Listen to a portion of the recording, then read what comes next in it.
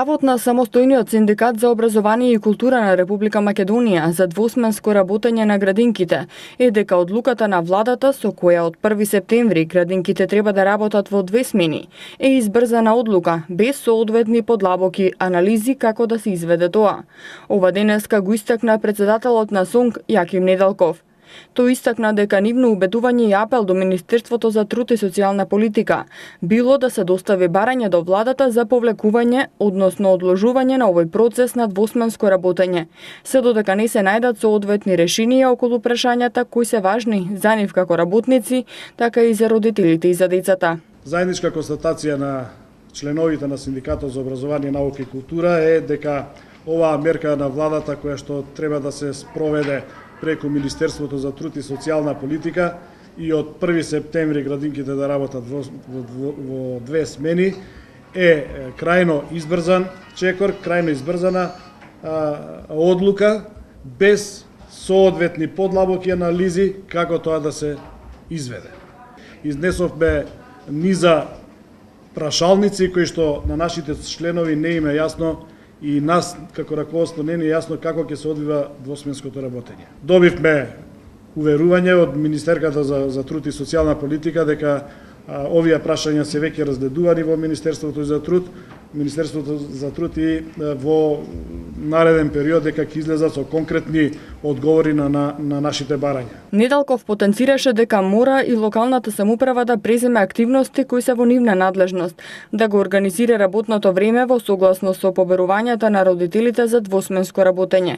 Исто така нагласи дека остварена била средба со Министерката за труд и социјална политика со која усогласиле дел од ставовите, но според него не е доволно, затоа што се ближи 1 септември.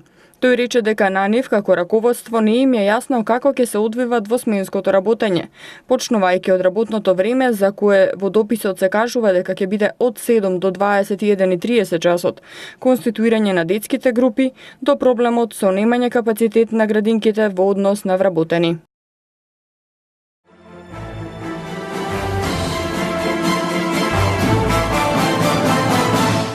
Благо опаѓање на наталитетот во државата, покажуваат податоците од извештајот на Заводот за статистика. Минатата година биле родени 23.002 живородени бибиња, што е за 73 помалку од 2015 или дури за 3.000 помалку од 2000 година. Лани имало и 197 мртвородени, што е во пораст имајќи ги во предвид бројките од последните 5 години. Во вкупната бројка се и 26 новородинчиња од мајки тинејџерки, кои биле помлади од 15 години, како и над 2700 бибиња кои биле родени во вонбрачни заедници. Според податоците на статистика, најмногу новородинчиња има во главниот град, и тоа 7136, кои биле родени во 2016 година. Од скопските општини на врвот е Чаир, каде се родиле 1111 бебиња, што е речиси за 3 пати повеќе од Чуто Ризари и Ѓорче Петров, кои лани добиле по 470 нови жители. И додека во Чаир наталитетот е во подем, во Вевчани лани имало само 17 бебиња. Меѓу општините со мал број на новородинчиња се и Зрновци со 20, Градско со 29 и Конче со 31. Според статистичките податоци, кај 34% од новородените деца, возраста на мајката е од 25 до 29 години. Интересен податок што го покажуваат извештаите на статистика е дека во државата има повеќе мажи од колку жени. Во изминатите 2 децении секоја година се раѓале повеќе момчиња од колку девојчиња. Неголема разлика има во 1996 година, кога биле родени дури 2000 машки бебиња повеќе од женски.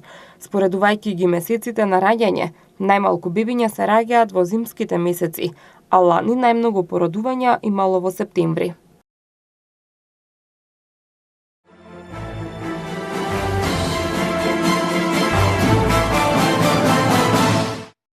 Денеска во просториите на општина Ѓорче Петров се одржа состанок на градоначалникот Митровски и општинската администрација со директорите на основните училишта и градинката Русица. На состанокот се разговараше за подготвеноста на основните училишта и градинката за почетокот на новата 2017-2018 учебна година. Директорите го информираа градоначалникот за успешно извршените санации, реконструкции и тековно одржување на училишните објекти, за распределбата на часови во одделенска и предметна настава, за бројот на ученици запишани во прво одделение, како и видовите настава во основните училишта, и ја потврдија подготвеноста на основните училишта и градинката за почетокот на учебната година. Во новата учебна 2017-2018 година досега се запишани 409 првачиња.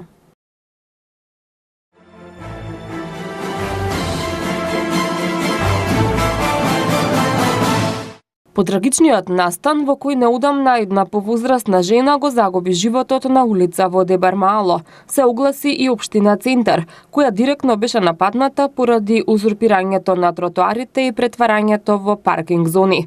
Оттаму информираа дека се бара решение со кое ќе се ослободат тротоарите од паркираните возила, а како соодветно решение во моментов го посочија монтажниот паркинг кој ќе биде поставен на просторот помеѓу општината и Министерството за одбрана, со влез и излез од улицата Орце Николов. Паркингот ќе обезбеди место за 270 до 290 возила. Ваквото решение е првиот чекор кон пренасочување на паркирањето и ослободување на тротоарите, се наведува во соопштението од општина Центар. Од друга страна, жителите на Дебармаало реагираат на изјавата на градоначалникот на општина Центар Андре Жерновски, во која тој вели дека проблемот со блокираните тротоари и нерешениот паркинг простор во оваа населба ќе го решава со изградба на монтажен паркинг и поставување на заштитни столпчиња на улиците.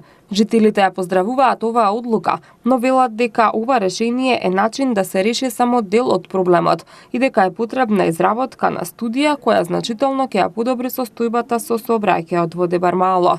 Инсистираме дека мора да се изработат научни студии и стратегија за развој на малото, на кој ќе бидеме консултирани. Мора да одговори на нашите анкетни забелешки и мора да престане со издавање дозволи за градба, додека не се установи фактичката состојба, се вели во реакцијата на иницијативата во одбрана на Дебармаало.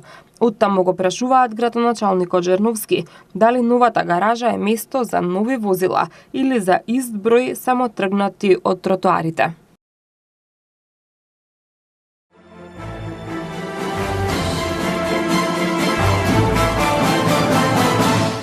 Град Скопје информира дека проектот Супер Скопје продолжува наредниот викенд во старата скопска чаршија.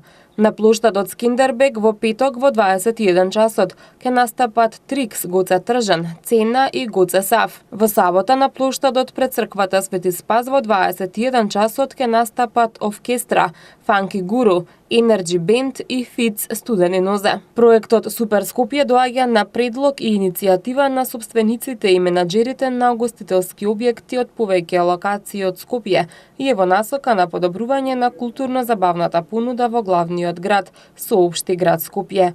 Главен организатор на Супер Скопје е јавната установа Конгресен центар Александар Македонски, а за реализацијата се задолжени Gorilla Wild Entertainment Group. Согласно одлука на Советот на градот, вечерите кога се одржува Супер Скопје, работното време на угостителските локации е продолжено за 1 час.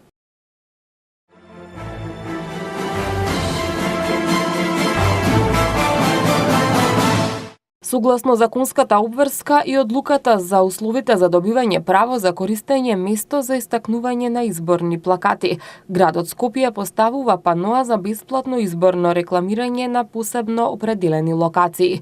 За добивање право на користење на паноата, организаторите на изборната кампања треба да достават барање до секторот за комунални работи на град Скопје, најдоцна до почетокот на изборната кампања, 25 септември до 10 часот.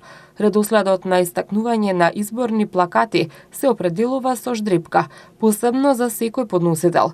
Извлекувањето ќе се изврши на 25 септември 2017 година во 11 часот во секторот за комунални работи на град Скопје.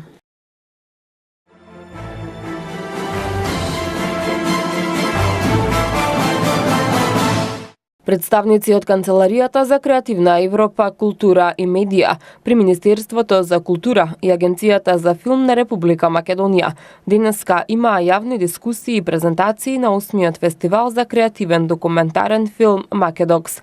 Раководител на Канцеларијата за креативна Европа, медија при Агенцијата за филм Владимир Стојчевски и Билјана Принтоска од Канцеларијата за креативна Европа, култура имаат заеднички настан во 2 дена.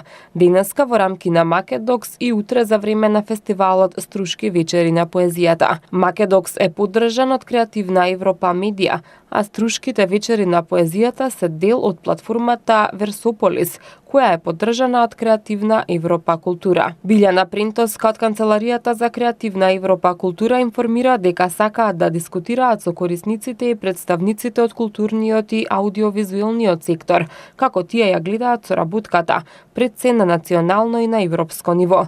Таа најави дека утре ќе им се придружи колешка од Канцеларијата на Креативна Европа култура од Бугарија, Весела Кундова. Интенцијата на овој настан е да овозможиме, односно да представиме целосно програмата Креативна Европа, која што се однесува со двете подпрограми на две различни таргет групи, културниот сектор и аудиовизуелниот сектор. Патот не е лесен, меѓутоа од информациите или од искуствата на корисниците кои што ги користат овие, кои што ги користеле овие фондови, сепак веројатно се исплати целиот тој труд.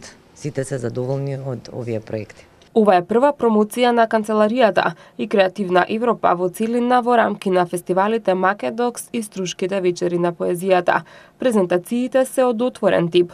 Во рамки на понатамошното представување на Креативна Европа на 29 август во ЕУ Инфоцентарот ќе се одржи презентација на програмата за предстојниот повик за аплицирање со нови проекти, кој ќе биде на крајот на септември. Овие се редовни инфоденови кои што ги организираме со цел технички да им помогнеме на заинтересираните оператори. Времето за подготовка на проектите од моментот кога се објавува повикот, па до моментот кога се доставува до извршната агенција за аудиовизуелна дејност и култура при Европската комисија, не е баш голем, станува збор за 40 дена, значи рокот не е краток и е потребно да се подготват проектите во тој краток рок.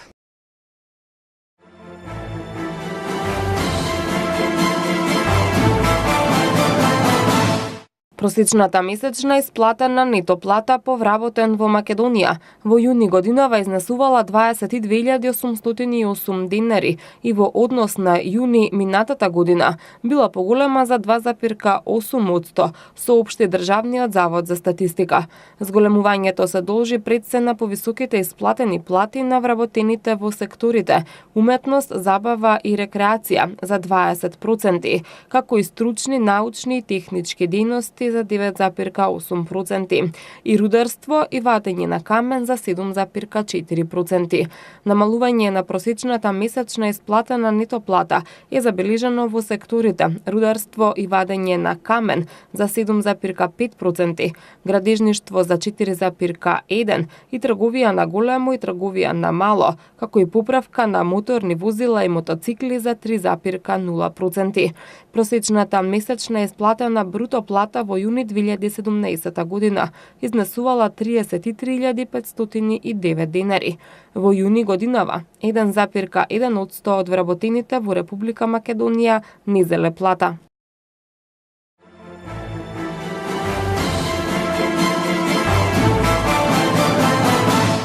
Од 9 до 13 часот утре без електрична енергија ќе останат дел од корисниците од булеварот Партизански одреди, под улиците со броевите 1, 2, 3, 4, 5, 6 и 7, како и околните подулици во општина Карпош. Во периодот од 9 до 17 часот без струја ќе бидат корисниците од улиците Ѓуро Ѓоновиќ, Маџар Мало, Преспанска и Охридска во општина Центар. Од 9 часот и 30 минути до 15 часот без струја ќе бидат дел од корисниците од селото Семениште во општина Сарај. Како што информира регионалниот центар за управување со кризи на град Скопје, прекините се поради инвестиции во електросистемот.